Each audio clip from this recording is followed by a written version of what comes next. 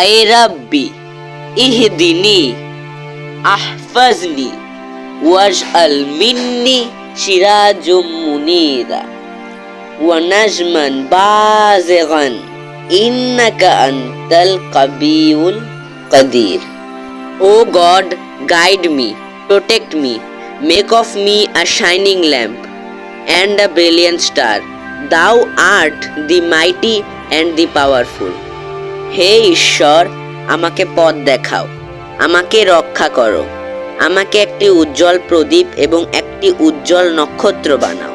তুমিই পরাক্রমশালী এবং সর্বশক্তিমান।